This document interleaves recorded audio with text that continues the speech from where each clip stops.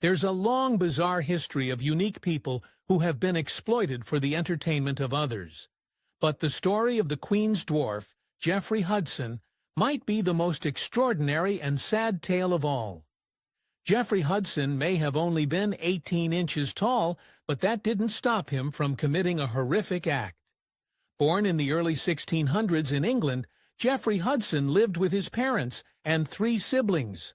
Although his father worked for the famous Duke of Buckingham as the trainer of his baiting bulls, the family was still poor. Little did they know, they'd soon have another problem on their hands. As Hudson grew, his family began to notice something shockingly different about him. As a child, Hudson became something of a mystery. He stopped growing quite early, reaching only 18 inches in height. Interestingly enough, neither his parents nor his siblings shared the same condition, which probably explains why some people came up with some truly bizarre explanations for Hudson's size. Many onlookers came up with their own explanations for Hudson's stunted development. One lasting theory replaced blame on his mother, claiming she choked on a pickle during her pregnancy. Now, I'm not sure how that ties to Hudson's height, but we'll give it a pass, all things considered. The real explanation is much less complicated. If doctors assessed Hudson's condition today, they'd likely diagnose him with pituitary gland disorder. Considering the fact that he didn't show any other traits associated with dwarfism, he'd even have options to help him grow normally. But back then, doctors didn't have any of that information. Perhaps that explains the shocking decision his parents made. At about 7 years old, Jeffrey Hudson's parents agreed to give him up to the Duke and Duchess of Buckingham. It's not completely clear just how this transaction took place, but reportedly, Hudson was marked as a rarity of nature, which impressed the Duke and Duchess enough to take him in. But just how rare was he at this time? Not quite as rare as you may think. Interestingly enough, Hudson's dwarfism didn't make him that special in 17th-century England. While people didn't necessarily know the cause of the condition, several little people lived among the English at this time. However, Hudson was extremely proportional, which made him quite special. This would become his ticket out of poverty. Hudson's time with the Duke and Duchess is mostly shrouded in mystery. It seems that, at the time, wealthy people could simply collect the unusual people like they might jewelry or rare art. Either way, he likely experienced a more comfortable life with them. That is, until they found just the right way to put his size to good use. After just a few months of living with the Duke and Duchess, Hudson's real shining moment came. It all started with a royal visit. His new caretakers threw an elaborate dinner to honor the English royals, King Charles I and his new wife, Queen Henrietta Maria. And where did Hudson fit in, you might ask? The last place you'd expect. His new owners ordered their cooks to create a huge pie. Then they arranged to have them tuck Hudson into the pie, presenting a dessert that appeared totally innocuous on the outside, that is. It's uncertain how he felt about being hidden away in a pie, but it doesn't sound too pleasant. He did, however, make quite the entrance. To much fanfare and celebration, the servants brought out the huge pie and presented it to the Queen. Imagine her surprise when it started to move. Hudson emerged from the pie fully dressed in armor and paraded up and down the table with a flag. And how did the teenage Queen respond to this unprecedented surprise? It seems the Queen felt totally delighted. Hudson entertained everyone in attendance. Even better than that, though, the Duke and Duchess offered him up as a gift to the Queen. She took him back with her to the castle, and thus began Hudson's life in the royal courts. For a while anyway. In some ways, Hudson became just another little trinket to the Queen. Reportedly, she'd already amassed quite the array of rarities in her court. Her collection included a few other little people, a monkey, and a porter who stood over 7 feet tall.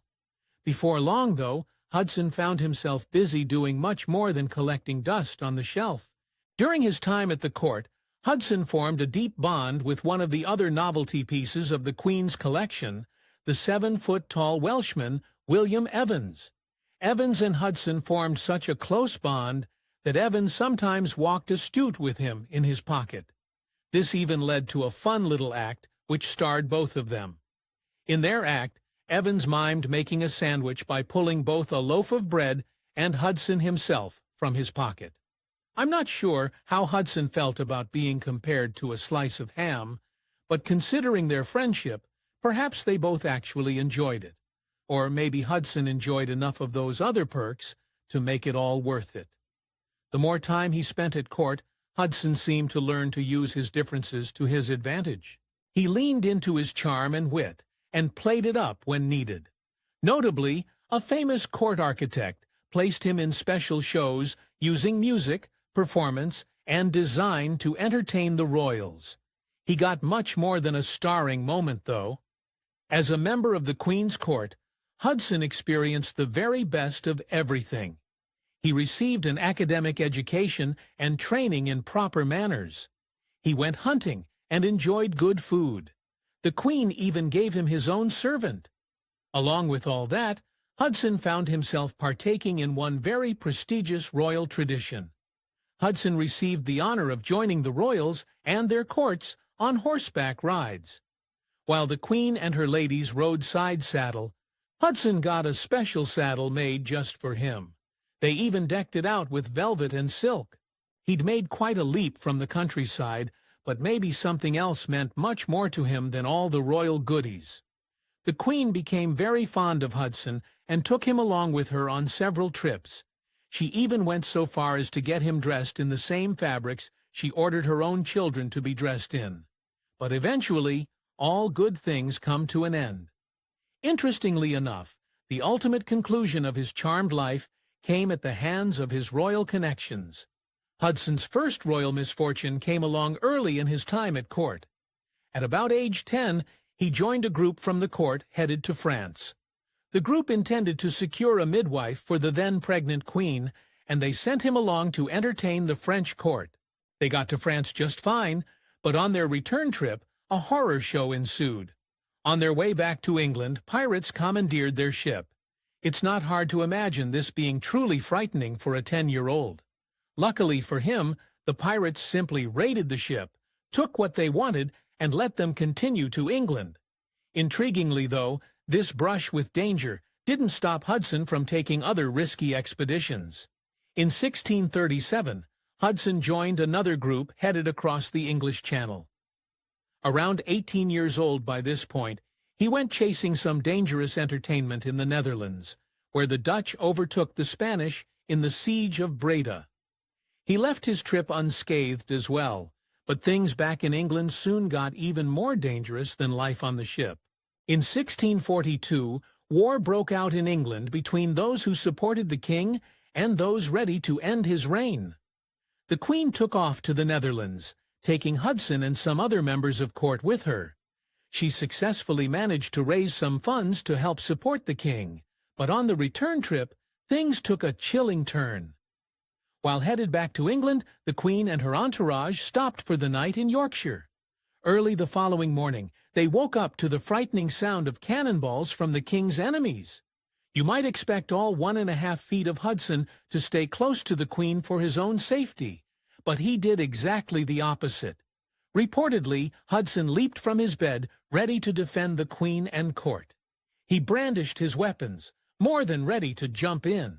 Perhaps quite luckily for him, his adversaries never left the ships they shot their cannons from, sparing him from joining the actual conflict. The next time it happened, though, he didn't get quite so lucky. As they continued their journey home, they took another stop in York. This time, they expected to be safe, as the king's supporters ruled in that area. However, the Queen and her court found themselves under siege once again, and yet again, Hudson got up ready to defend his queen. But this time, his enemies didn't stay at a distance. Now, in his early 20s, many reports seem to indicate that Hudson took this opportunity to prove his value. Still, the details are a bit hazy here. It's not 100% clear whether or not he literally engaged in any hand-to-hand confrontation. But details or no details, he clearly did something considering what the Queen did next. Sometime after these confrontations, the Queen bestowed the title Captain of Horse on Hudson. He seemed to take the title seriously, holding on to it later in life and going by the title Captain Jeffrey Hudson. Even so, the Queen ended up fleeing to France with her court while the unrest continued. That's when things really went downhill. Hudson started to become extremely dissatisfied with his status as a member of the Queen's court. He didn't want anyone to see him as merely the Queen's pet anymore.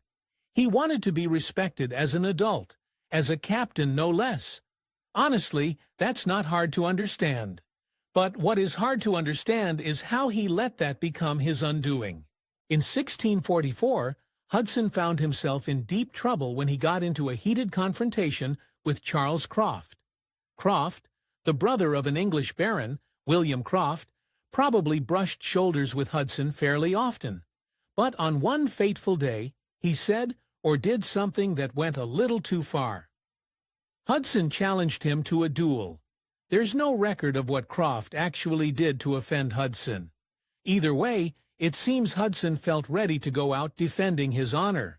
At the time, a duel meant that both parties showed up ready to either make up or end each other's lives on the spot. In this case, Hudson and Croft showed up with opposite intentions, and Hudson would then go on to commit a horrific act. Croft showed up to the event with what equates to a toy water gun.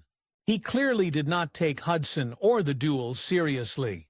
Hudson, on the other hand, took it all too seriously, ultimately ending Croft's life with one shot. Duel wouldn't surprise anyone in England at the time, but in France, the tide of his actions turned against him swiftly. It needs to be stated that France outlawed dueling centuries before this took place. Thus, their authorities convicted Hudson with the intention of ending his life for his indiscretion.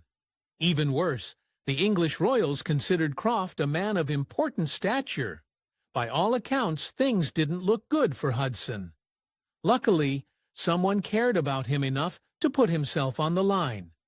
Even despite his transgression, the Queen still cared very dearly for Hudson. She took it upon herself to plead on his behalf, begging the French authorities to spare his life. Considering the fact that she came from France to start with, they took her advocacy to heart. She saved his mortal life, but life as he knew it came to an end. Rather than punishing him with death, the authorities removed Hudson, sending him back to England. This effectively ended his days as a prized possession of the court. Perhaps at that point, he thought he could still look to some type of successful future. Tragically, though, things very swiftly moved from bad to much, much worse. Now kicked out of the court and seemingly disgraced in the eyes of his royals, Hudson boarded a ship and headed back home. But while en route to England, pirates once again captured the ship Hudson traveled on. But this time, they didn't just let the crew and passengers off with a raid and a warning. This time, Hudson found himself in his worst predicament yet. This time, Ottoman pirates intercepted a ship. Already notorious for their brutality, they took Hudson and several other English people captive. They brought them back to North Africa with the intention of keeping them there for the rest of their natural lives. It spelled the start of an experience that completely opposed Hudson's life amongst the royals. Though the details of this experience didn't come to light until much later, Hudson spent the next 25 years in captivity. Later on, he elaborated on these years of cruel labor and extreme misery, including enduring all types of mistreatment. Amazingly, though, this didn't spell the end of his story. In fact, it supposedly gave him something he never dreamed he'd have.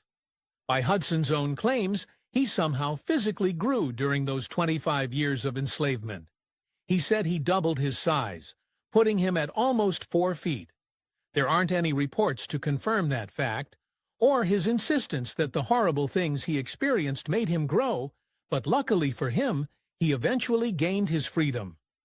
Hudson's salvation finally came in the 1660s. On one of several expeditions by the English to rescue their captives, they rescued him and returned him to his home country. Now older and much likely more feeble, you might expect him to try to return to the court. However, he found a very different court than the one he'd left decades prior. While the pirates kept him locked down in North Africa, the dynamics of the royals changed completely. A new king, Charles II, ruled over the monarchy. Even worse than that, the Queen seemingly passed right around the time Hudson got back. But considering what he did next, perhaps he didn't even want to go back to court. Now, in his older age, Hudson found himself met with unique opportunities. He became acquainted with historian James Wright. Wright spent time with Hudson, doing his best to put the chaotic details of his life in writing. With that done, however, Hudson seemingly realized he needed to do something more audacious to take care of himself. Around 1676, Hudson reportedly decided to head back to London, where he'd spent the first half of his life in the lap of luxury. While it's not explicitly stated, he probably went there with hopes of getting some type of compensation from the court he'd served for so long. But unfortunately for him, he went at exactly the wrong time. At just this time, London experienced serious religious and political unrest. Conspiracy theories claiming the Catholics wanted to end the king's life spread through the place like wildfire. As a result, authorities started targeting these church communities in an attempt to protect the king. Now guess what religion Hudson staunchly ascribed to. Upon his arrival in London, authorities locked Hudson up, charging him for being a Roman Catholic. He couldn't catch a break. It didn't take another couple of decades for him to get his freedom this time. But at this age, it turned out he didn't have any years to waste. After about 4 years, authorities finally released Hudson back into society. There's very little recorded about the final years of his life. But by that time, he'd likely be in his 60s and possibly dealing with a number of health issues. Before he passed, however, he seemingly got one more reminder of his glory days. The last known written record of anything related to Hudson comes in the form of a payment. Sometime in 1681, King Charles II sent him some type of compensation. It's not clear whether this equated to the pension Hudson went to London for in the first place. But he did get something for all this trouble. Even so, in the end, it didn't seem like it was enough. Despite his many years of service to the Queen's court and his valiant efforts during the unrest in the kingdom, Hudson passed like a common pauper. There's no record of where he died, or how, or even where he's buried. All things considered, it certainly seems like he deserved more. But luckily for him, his legacy prevailed in different ways. During his time in the Queen's court, artists of many types used Hudson as inspiration. The court painter created a well-known portrait featuring the Queen, Hudson, and her pet monkey. Writers also created poems and stories starring him, though they often poked fun at his size. However, other ways of remembering him are much less reverent. Reportedly, several pubs in England still pay homage to Hudson under the name the Dwarf and the Giant. They supposedly pay homage to Hudson and his tall best friend Evans from the Queen's court. While amusing, though, I can't help but think he might have preferred an actual honor during his lifetime. But even now, he's not totally forgotten. In the early 2020s, a pair of pants he wore while entertaining the court went to auction. A collector wanted this little real-life piece of the past so much that they bid almost £10,000. In the end, Hudson did see his final years in squalor, but at least his roller coaster of a life remains one of history's most fascinating stories.